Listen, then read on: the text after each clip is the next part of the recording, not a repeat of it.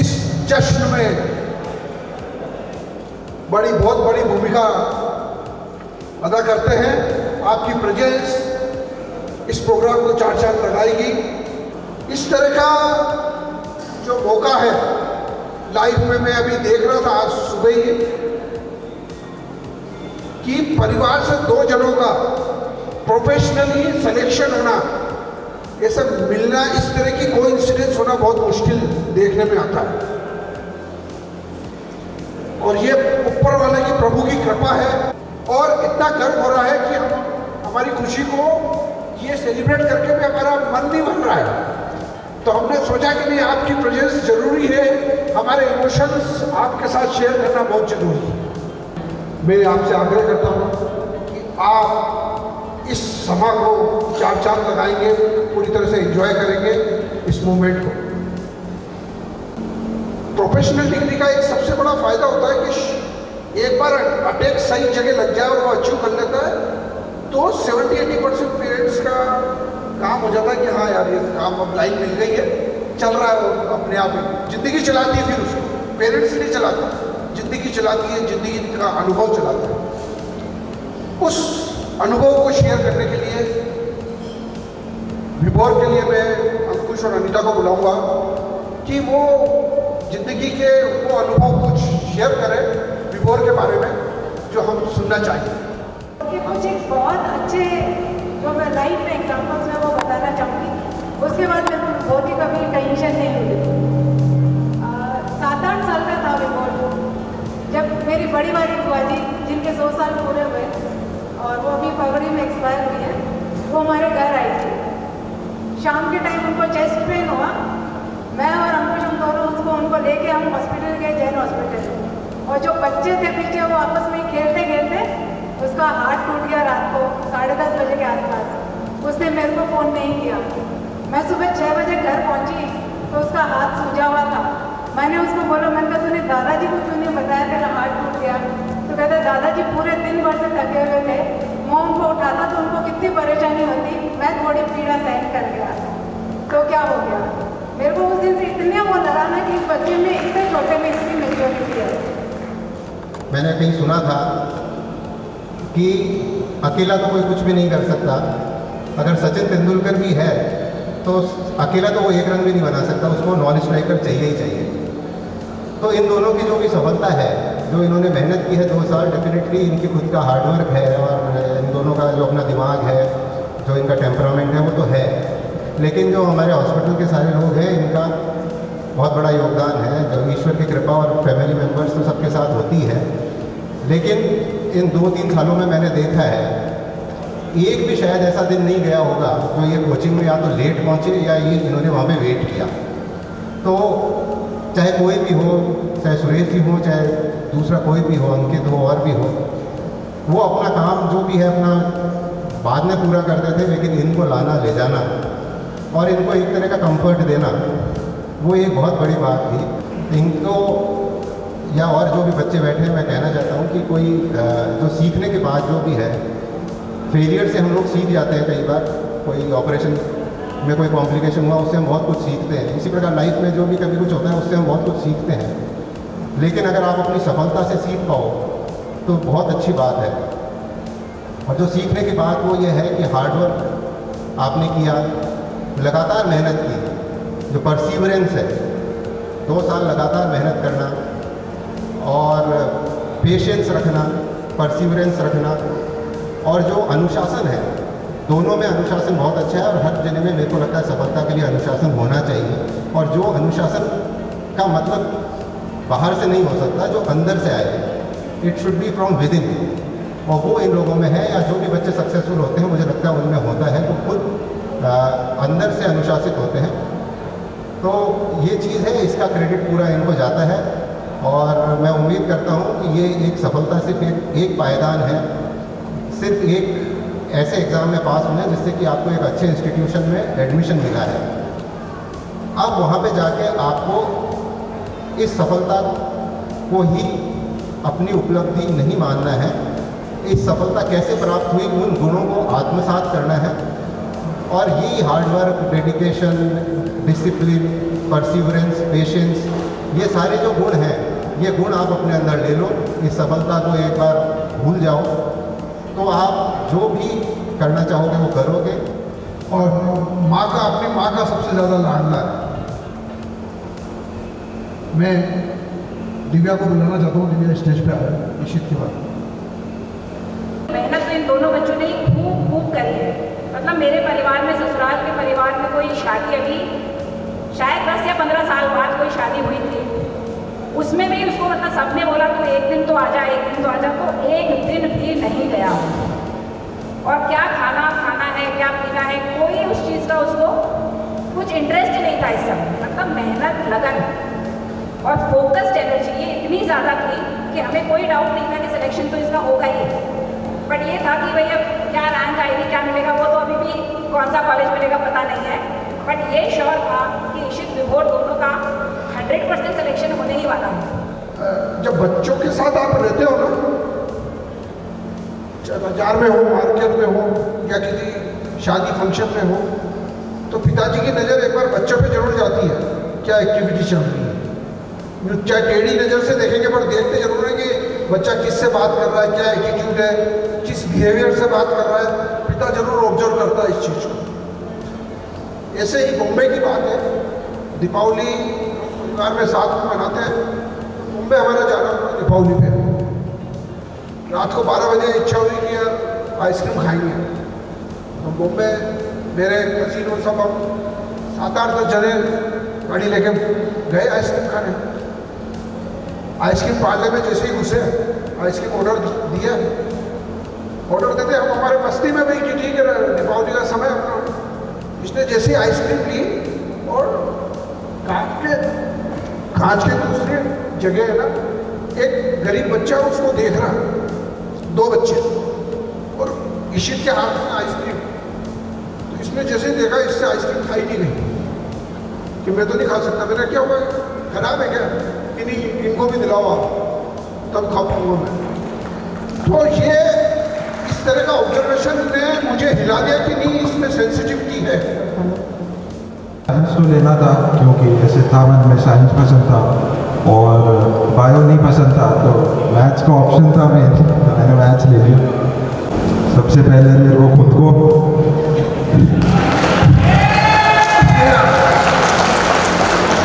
उसके बाद में सभी को, जैसे पापा मम्मी को, मतलब टेस्ट वगैरह में कम मार्क्स आते थे या कुछ दिक्कत होती थी तो ध्यान रखते थे, और टीचर्स को, फिर सुरेश जी, अंकित भैया, उन सब ने भी मतलब रोज़ टाइम पे पहुंचाया वहाँ पे, और भी सभी जिन्होंने भी कहीं ना कहीं मदद करी, उन सबको जाता है। Very good. तो आप लोग यहाँ आए हैं, ये प्रोग्राम हमारे लिए हो रहा है, बहुत मतलब अच्छा लग रहा है। इशित, आपने ये प्रोफेशन क्यों चुना? स्टार्टिंग से ही मतलब उसी एनवायरनमेंट में पला बड़ा हुआ है कि मतलब पापा मम्मी को काम करते हुए देखा है। कभी कभी मम्मी ऐसे घर आके बताती थी कि उनके जो पेशेंट है उनके लिए ऐसे दिवाली पे गिफ्ट लेके आ रहे हैं, और मतलब मम्मी को ऐसे मतलब एक भगवान रूप में ही देखते हैं कि मतलब उनने मतलब एक तरीके से जान बचा लिया, डिलीवरी कर ली।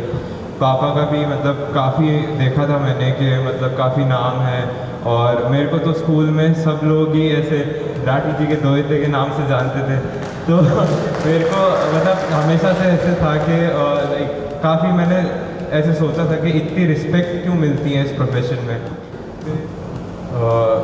होपफुली इस फील्ड में अच्छा कुछ योगदान कर सके हम भी। मतलब जैसे नाना जी को देखते हैं, आप लोगों को देखते हैं कि आप लोग कैंप्स करते हो, और मतलब एक सेल्फ जितना भी सक्सेस है उसके साइड में रख के भी कुछ पब्लिक के लिए भी करना है।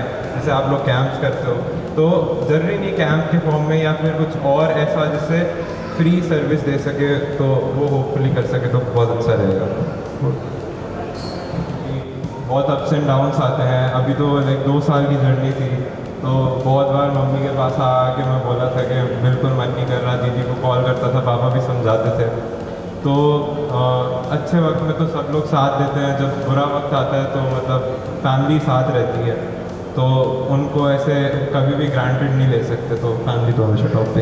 इन दोनों व्यक्ति को टाइमली लाना ले जाना, मतलब इनका शेड्यूल बिल्कुल एकदम मतलब उनसे बात करते थे, बहुत लाड प्यार से रखती थी मेरे को दादी एकदम। कभी अच्छा खाना बना देती, कभी मेरे को कुछ अच्छा बोल देती, तो बहुत दादी ने तो बहुत हेल्प करी थी।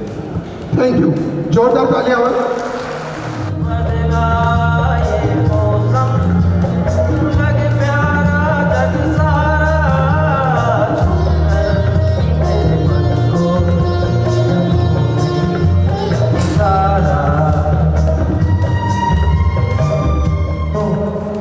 दो चैंपियन हैं और ऋषित, मेरी तरफ से बहुत बहुत शुभकामनाएं आगे भविष्य के लिए।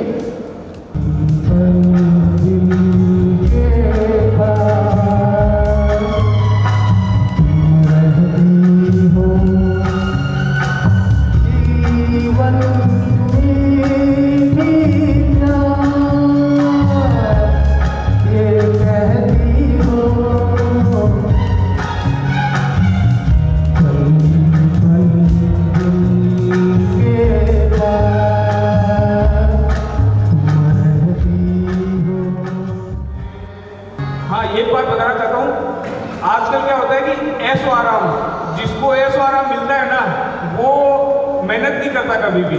ईशित और विभोर ने ये ऐशो आराम बिल्कुल छोड़ दिया।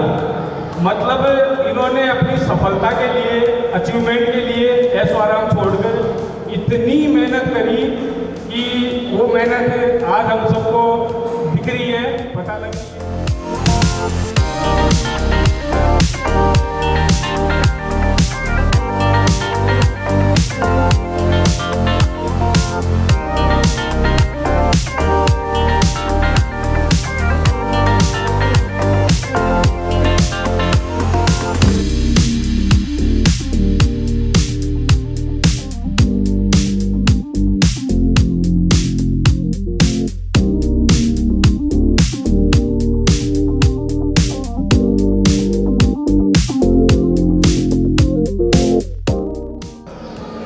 एक पूरे राठी हॉस्पिटल का आज फैमिली फंक्शन है और हम सब बहुत खुश हैं। आज क्यों न हो, आज हमारे दो जो डायमंड्स हैं, इन्होंने ज़बरदस्त रिकॉर्ड हासिल किए, ज़बरदस्त सफलता की है। कि मेरा मानना है कि Joy shared is double the Joy. खुशियों को आप मिल के बांटो तो खुशियाँ डबल हो जाती है। और आज हम सब मिल के इन खुशियों को बांटते हैं। गोयल साहब भी है, बजाज जी आए हैं, सभी चिकित्सक हैं, सभी परिवार के बच्चे भी हैं और सभी आज कोई खेल रहा है, कोई कूद रहा है, कुछ खुशियाँ मना रहा है और दिन वास्तव बहुत अच्छा है। मुझे उम्मीद है कि जो इनको बैकग्राउंड मिला है, जो इन्होंने मेहनत की है, इस ज़िंदगी में बहुत बहुत सफल होंगे। और मैं उम्मीद कर सकता हूँ मैं कि आज कुछ वर्षों बाद इनकी सफलता इतनी होगी कि आप हमको मिलके इस बाहर जाके आसमान को ऊपर उठाना पड़ेगा। इतनी बड़ी सफलता इनकी होने वाली है। दोनों ही बड़े चिकित्सक और बड़े सर्जन साइंटिस्ट बनने वाले हैं, इसमें कोई दो राय नहीं। और जो मेरे परिवार के ये सिपाही हैं जो दिन रात कन्वर्ट अस्पताल में लगे रहते हैं, इनसे मेरी गुजारिश है कि अपने बच्चों को तब विशेष ध्यान दें पढ़ाई में। और जिस स्थिति में आज किसी का विरोध है, एक दिन उस बच्चे आपकी उसी स्थिति में होंगे, मेरी बहुत कामना है। कुछ बातें उनको सिखाएं, कुछ बातें उनको सिखानी पड़ेगी। नथिंग इज़ इम्पॉसिबल, कुछ भी असंभव नहीं है। नथिंग इज़ इम्पॉसिबल, आप दुनिया में एक समझ लीजिए, नथिंग इज़ इम्पॉसिबल। कोई भी चीज़ मेहनत के बिना आप सफल नहीं हो सकते। बहुत बड़े उदाहरण हैं, बहुत ज़बरदस्त। छोटे परिवार से भरे हुए लोग बहुत आगे बढ़ जाते हैं। जिस पत्थर ने छेनी की चोट नहीं सही, वो पत्थर मूर्ति नहीं बन सकता है। इनको समझाएं, इनको ज़िंदगी में बहुत कष्ट उठाना पड़ेगा, चोटें झेलनी पड़ेगी और तभी जाके आप आगे उठ सकोगे। इन दोनों बच्चों को मुझे कहना है कि अभी आपकी आसान राह रही, लेकिन आगे हो सकता है कुछ मुश्किलें आए। मैं मेरा एक उदाहरण देता हूँ। मैं जब 86 में हमने किडनी ट्रांसप्लांट शुरू किया था, पहला ही ट्रांसप्लांट हमारा फेल हो गया। We failed in the very first attempt of the kidney transplant, और फेल ही नहीं हुए, इतने ज़्यादा फेल हुए कि डोनर और रिसिपेंट दोनों की डेथ हो गई। 200% फेलियर। हम उस समय रुक सकते थे कि हमारे बस का काम नहीं है, लेकिन हम नहीं रुके वहाँ पे, दोबारा स्टडी की। When there is a setback in the life, never sit back। जिंदगी में सेटबैक मिले तो पीछे रुके नहीं बैठे। When there is setback, never sit back। We tried again, और 629 सफल किडनी ट्रांसप्लांट हम कर चुके हैं। Never fail in your life. एक गांव में एक साधु आया था, और उस साधु के बारे में प्रसिद्ध था कि वो आप हंसते का देखता है कि आप कितने सफल हो गए जिंदगी में। एक 11 साल का बच्चा था, वो बच्चा माँ के साथ में जिद करने लगा। माँ ले गई उसको उसके पास में। साधु ने उसका हाथ देखा और कहा कि तेरे हाथ में भाग्य की रेखा नहीं है। उस बच्चे को, जो कि अपने भाग्य जानना चाहता था, उसको साधु कहता कि तेरे भाग्य में भाग्य की रेखा तेरे हाथ में नहीं है। बच्चा बहुत जिद्दी किस्म का था। उसने साधु को कहा, मेरे हाथ में रेखा नहीं है, आप बता दें रेखा कहाँ होती है। तो उसने एक पेन लेके बच्चे के हाथ में रेखा खींच दी, ये भाग्य की रेखा है जो आपके हाथ में नहीं है। माँ रुआं सा होकर दुखी होकर वापस लौट आई, काम में लग गई, और कुछ मिनटों बाद बच्चे के रोने की आवाज़ आई ज़बरदस्त किचन से। माँ भागी, देखा बच्चा खून से लहूलुहान था। कि बच्चा क्या हो गया? कि ऊपर वाला भूल गया मेरी रेखा बनाने को, मैंने अपनी रेखा बना ली है। उसने चाकू से अपना हाथ काट लिया। उसने रेखा खुद ने भाग्य आपके हाथों में है, आपकी रेखाओं में नहीं है। और वो बच्चा आगे जाके भारत का दूसरा उपराष्ट्रपति बनता है, सर्वपल्ली राधाकृष्ण। भाग्य की रेखा, भाग्य पे विश्वास नहीं करें बच्चों को सिखाएं आप लोग कि भाग्य पे विश्वास नहीं करना है। तुमने ज़मीन के 2 टुकड़े खरीद लेंगे। अक्सर हम फिजिकल चीज़ें बच्चों को देना चाहते हैं। मेरी गुजारिश है कि इनहेरिटेंस की बजाय लीगेसी में विश्वास करें। बच्चों के अंदर क्या छोड़ते जा रहे हैं आप, बच्चों के अंदर क्या छोड़ रहे हैं। अगर बच्चों के अंदर ये अच्छी बातें छोड़ कर जाएंगे तो निश्चित रूप से ऐसे दिन आपको बहुत देखने को मिलेंगे जब ये सितारे चमकेंगे और आपको खुशियाँ देंगे। यही है ज़िंदगी, सफ़र में धूप तो होगी। यही है ज़िंदगी, सफ़र में धूप तो होगी, चल सको तो चलो, यही है ज़िंदगी। धूप तो होगी, कष्ट उठाना पड़ेगा। कुछ ख्वाब, चंद उम्मीदें, कड़ी मेहनत। कुछ ख्वाब, चंद उम्मीदें, कड़ी मेहनत। इन खिलौनों से खेल सको तो मेरे साथ चलो, सफ़र में धूप तो होगी। ये मैसेज मैं सबसे चाहता हूँ कि अपने बच्चों को दो कि भविष्य में इस तरह की खुशियाँ आप सबको मिलती रहे।